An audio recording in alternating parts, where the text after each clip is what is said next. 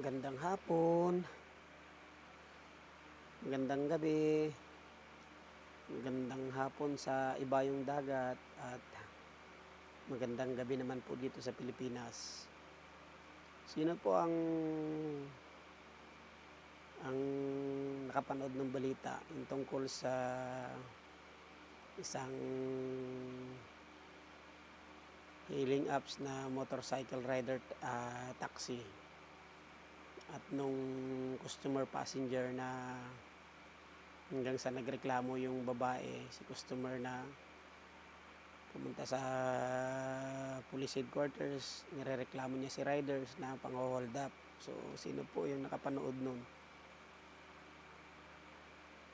Balikan po natin yung naging usap-usapan sa social media.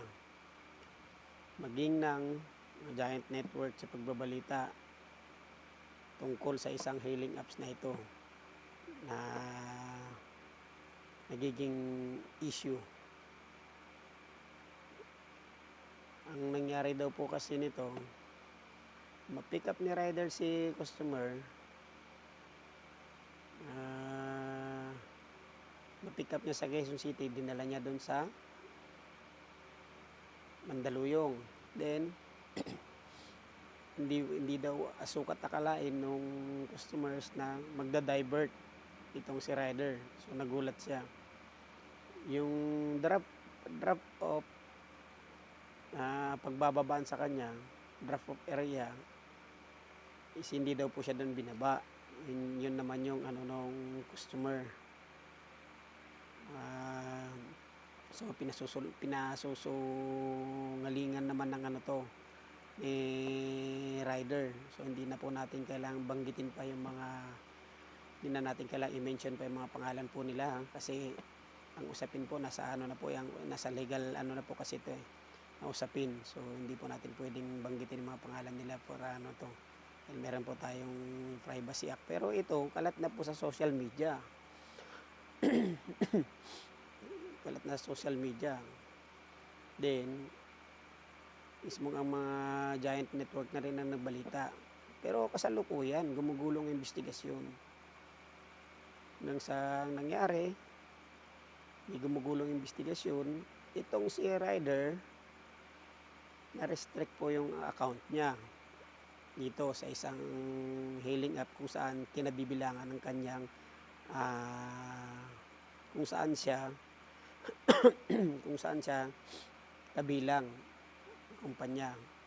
So, siyempre, pag na-restrict yung account mo, hindi ka makakabiyahe. Depende kung hanggang kailan matapos yung ginagawa ng legal team. Kung talagang may katotohanan ba o pawang kasinungalingan. So, kaya nga hindi po tayo magme-mention, hindi po tayo magja-justify dito. Ang atin lang is neutral po tayo, hindi po tayo maging bias, hindi po tayo maging one-sided. Ito, may personal opinion. So, para sa aking pag-aanalisa, para sa sarili kong pag-aanalyze lang to. Ngayon, dahil nakikita rin naman natin, ayon sa mga source, ayon sa mga laman ng pahayagan po nila, ay ongoing. So, hanggang sa may mga lumabas-labas ng mga latest o nagkaroon ng latest update, mga salaysay sa pamamagitan ng magkabilang panig. So, hanggang sa nakarating pa ng RTIA, Rapid Tulfo and Action, kay Idol Rapi. So, kinausap ni Idol Rapi yung kabilang panig. So, kinuhanan sila ng parehong statement hanggang sa nag-alok si Idol Rapi ng ang tulong pinansyal para sa gagastusin, kung ano man yung mga kailangan gawin, kung mayroon bang instrumentong gagawin o kailangan ba silang sumalang sa lie detector test. Ayon din sa mga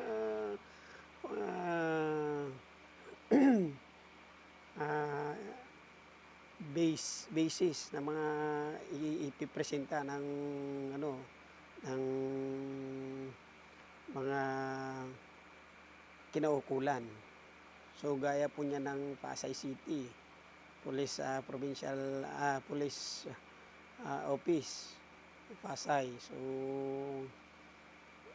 siyempre, diyan po nila makikita kung ang reklamo ay basihan o wala. So, ang mangyayari kasi nito, pag si customer at yung reklamo niya is kulang sa sustansya, ika nga, o baseless, o ang tawag doon ay inconsistent, so pwede siyang balikan ni riders. Itong si riders, dahil siyempre naghahanap buhay, na-restrict yung account niya, natigil po yung hanap buhay niya, so paano papakain niya sa pamilya niya? So hindi ko naman po kinakampihan si riders, kasi ako po, I'm 10 years riders at Metro Manila. So hindi ko po pinagmamayabang yon, pero ang nakikita ko po kasi ang sistema ng ng mga hailing app na mga motorcycle rider taxi na bumibiyahe sa Kalakhang, Maynila.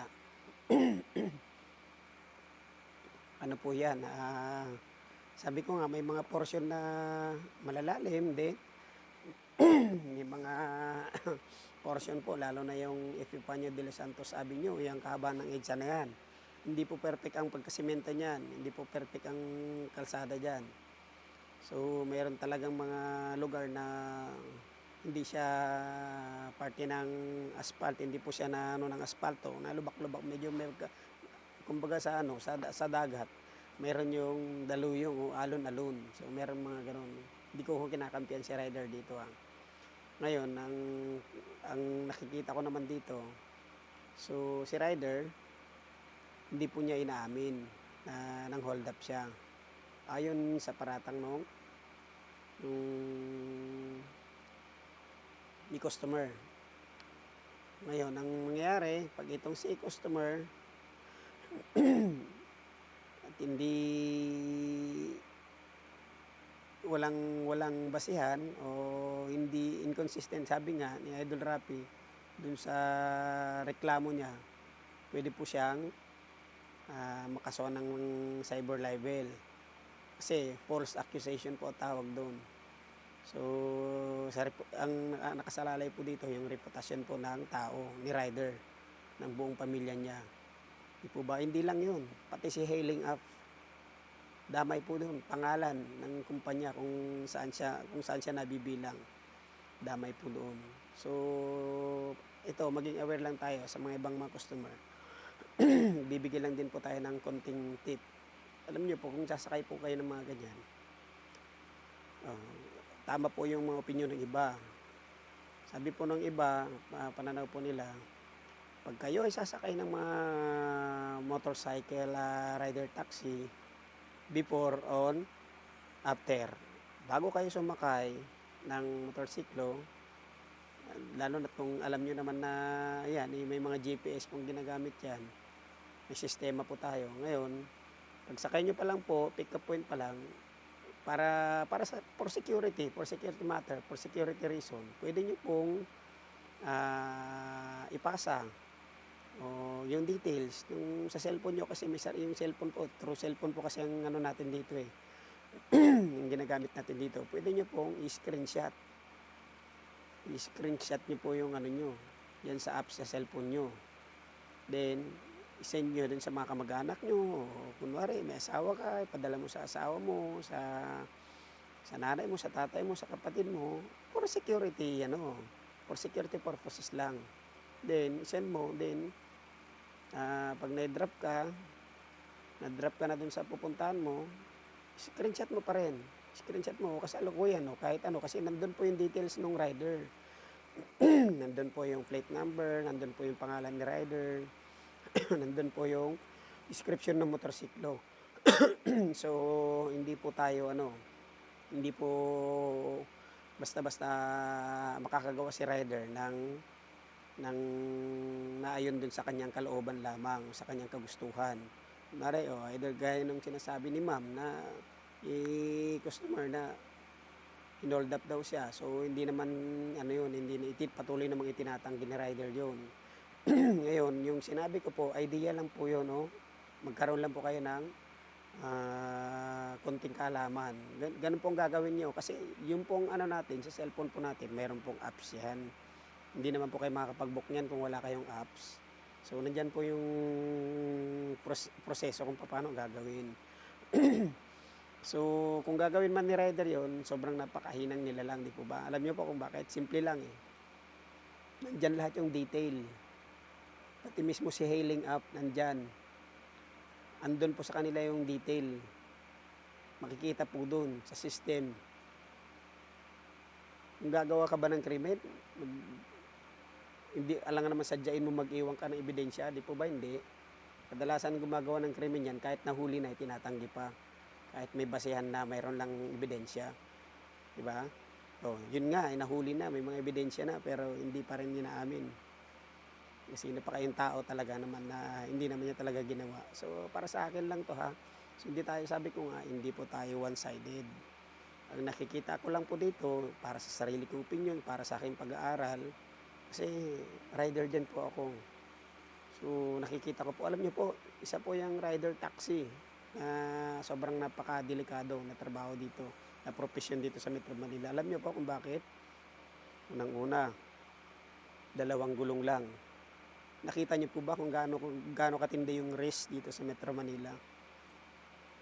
Buhay po ang nakataya ng isang rider dito. Minsan mapitik ka lang konti. Pag napitik ka at tumalsik ka, nasagasaan ka. At napuruhan ka, saan ka po dadamputin? Saan ka pupulutin? Po ba? Madala ka man sa ospital. Minsan, pag minalas-malas ka talaga at napuruhan ka nga talaga, sa sementeryo pa, bagsak mo. Dahil sa totoo lang po, napakahirap po. Napakahirap po ang maging isang motorcycle rider, taxi dito sa Metro Manila. Kasi po, ang daming malalaking sasakyan. Nakita nyo po kung gaano ka-traffic dito sa Metro Manila. Kita nyo kung paano magmadali yung mga motorcycle dito. Kaya po nagkaroon ng motorcycle rider taxi dito sa Metro Manila. Kahit saang lupalop man ng Pilipinas, meron na yan sa Cebu, meron na yan sa Mindanao. Kasi nga po, sobrang crowded na po natin yung mga lansangan natin. Puro po sasakyan. Halos wala na pong madaanan. Sobrang dami na sasakyan. So kaya naipasa yung batas na yan dahil nabigyan po ng prangkisa yung motorcycle rider na yan dahil pinag-aralan din po yan ng mababang kapulungan at kataas-taasang kapulungan ng Kongreso. Kasi nga po, yung mga maliliit na eskinita sa Metro Manila, hindi naman po kayang pasukin ni tricycle, ni taxi. Hindi po mapapasok yan ni jeep. Kahit sino po sa kanila walang makapasok. Maliban dun sa single. Biro mo ang laking katipiran ni customer. Magbubok ka lang. Pipick upin ka na kung saan na yung bahay mo mismo. Kung saan yan, kahit maliit na eskinita yan, pupuntahan ka ni rider yan. Susunduin ka yan dyan. Pipick upin ka din, dadaling ka dun. Sa drop off point, kung saan ka paroroon. Ganun po kahirap. Kaya sobrang napakahirap po. Dumating pa nga ito sa bumalik nga ulit itong usapin na to sa sa kamera. Gustong ipatigil ang motorcycle rider taxi. Kaya nga po, sabi ko nga, sobrang hirap po yung mga kalagayan ng motorcycle rider taxi sa Metro Manila. Ito po is nakikita lang po natin yung realidad. Ang akin lang din po, payo ko lang din kay rider. Ikaw Mr. Rider, kung sino ka man, sir, kung wala mang katotohanan talaga yung paratang sa'yo, mag-adjust ka rin bilang isang simpleng mamamayan, simpleng rider na naghahanap buhay. Kung hindi naman po siguro tayo kinakausap o hindi naman siguro tinatanong yung tungkol sa mga personal na buhay natin, gaya nung naging pag-uusap ninyo ni customer na tungkol sa personal na buhay, is wag na po siguro nating maliban kung si customer is palabiro, is Parang ano ba, parang pampalipas oras niyo lang kasi minsan talaga napaka-traffic. So, pampalipas oras o parang good time niyo lang o nagbibiruan kayo. Pero yung mga gano'n kasi na kung hindi naman kasi kasama sa trabaho yung tungkol sa kanyang personal na buhay, di siyempre kasi yun ang nakikita kong ano, eh, naging issue dun, eh. So, mag-adjust na lang din tayo siguro sir. Mga kapwa rider natin diyan ha, dahil yan na nga po yung naging usapin ngayon, eh. Dahil lang dun, kung saan humantong, di ba? Hanggang sa kung minalas-malas pa yan magkaalaman baka mamaya, eh, kung di lang sasalang sa lie detector test itong mga 'to.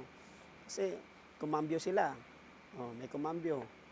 Kasi isasalang sila ni Senator, ah, Rapi Tulfo sa lie detector test.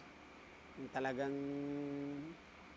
may kasinungalingan. So, hindi naman na tayo mantong sa gano'n. Kaya paano ko lang, advice ko lang din para iwas tayo sa mga ganyang problema.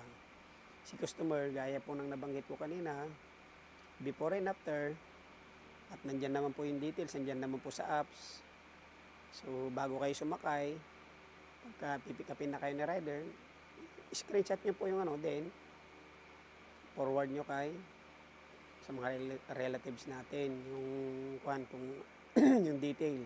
Kasi nandyan naman po yan, yung plate number ng motor, kung ano ba siya, kung anong model ba siya, Kawasaki ba siya, o Rider, o Mio, o PCX, kung ano man yan, Honda Click, nandyan po lahat yung details niyan. Kaya hindi po yan makakalusot kung sakaling gumawa man ng masama yan.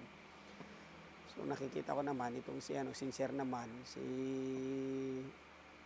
rider at si customer na parang may siya, may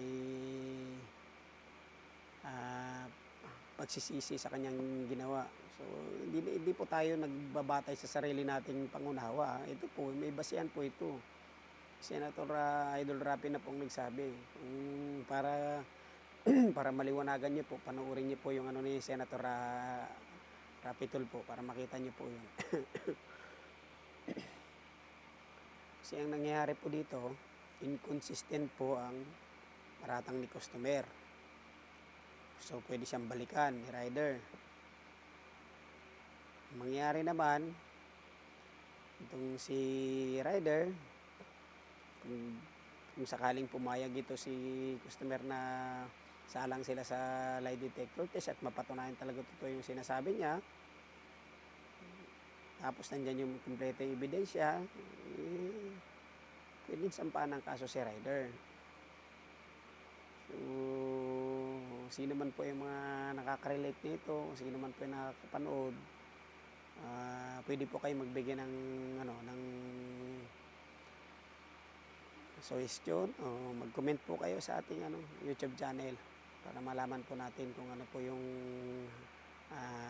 kanya-kanya nating pananaw kasi binabalanse din po natin yung sitwasyon. So, sabi ko nga, wala naman tayong kinikilingan dito. So, porket rider ako, kakampihan ko si rider, hindi po. Binabalanse din po natin. Ayon din naman yan sa mga source natin. Ayon din yan sa pinanggagalingan natin. Kung saan yung reliable na information. Doon po tayo. So, hindi natin alam kung hanggang saan, kung tapos na ba o kasalukuyang umuusad pa yung investigasyon o hindi na po natin nasusubaybayan to, pero patuloy po natin tututukan to kasi ito naman po nakasalalay po kasi dito yung lahat ng mga hailing app ng rider motorcycle taxi sa Metro Manila. So, lalong-lalo na po yung kinabibilangan nitong rider na to na nasasangkot dito is apektado po lahat yung buong, kumbaga sa isang basket. Isang basket na kamatis. Hindi po ba, ganun na ganun po yun. Ang isang basket na kamatis, pag kinaluan mo ng bulok, unti-unti pong mabubulok lahat. Parang ganun po kasi yun. Kumbaga naman sa naman natin, sa organisasyon, kasalanan ng isa, kasi ang dala ng isa ay pangalan ng pangkalahatan. So, damay po yun. kung si ganito, si ganyan, si ganyan, eh, ano yan, hold upper, yung mga masasamang tao, yung mga ano dyan, mga rider niyan. So, ganun po yun. Ganun lang po kasimple.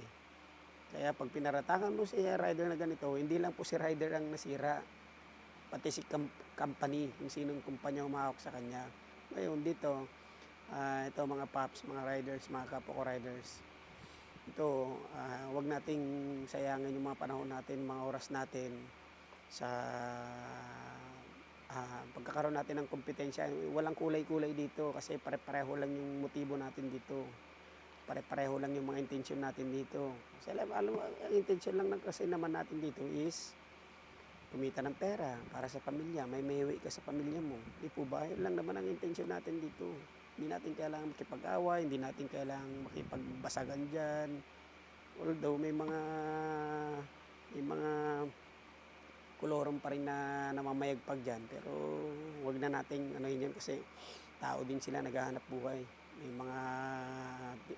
mga pinapakain din sila, may mga pinag-aaral din sila, so pabayaan na lang natin sila. Total may mga naka-assign naman dyan, may mga designated mga law enforcers naman dyan, sila yung mga nakatoka dyan. May mga paglabag, edi sila na yun. So basta para sa ating mga riders na bumibiyahe sa kamay nila, kahit saang mang lupalop ng Pilipinas, sa Cebu, sa Mindanao, is magtrabaho po tayo na maayos at huwag po tayong masilaw sa kapiranggot na pera, kasi po pag nasilaw po tayo sa kapiranggot na pera, sira po yung pagkatao natin. Hindi lang po yun nasira pagkatao natin. Sino po ba apektado? Pamilya po natin. So paano tayo makakapaghanap buhay? Paano tayo makakahanap ng buhay ng natin, pang-araw-araw natin, di po ba? So kung kinakailangan umiwas po tayo para hindi po tayo ma-issue, gawin po natin yung nararapat. Kinakailangan hindi naman pag-usapan yung mga dapat hindi pag-usapan, o hindi ka tinatanong ni customers. Huwag nyo na lang kung usisain kung ano man yung personal na buhay nila, kung ano man yung nila, naranasan nila, kung ano man yung buhay na kinagagalawan nila dati. Yun lang naman yung akin. Sana lang is maging lesson din to kay customers, kay riders, pareho maging lesson. Sabi nga nila, lesson learned. So pag hindi nangyari itong mga ganito, hindi po tayo nagiging aware sa mga mangyayari pa lang. So yun lang yung so kung may mga opinion po kayo, pwede nyo pong sabihin dito sa comment section po natin. Then pa-follow na lang din po, pa-subscribe na lang din po sa ating YouTube channel. Then Kuya Dennis TV, maraming salamat po.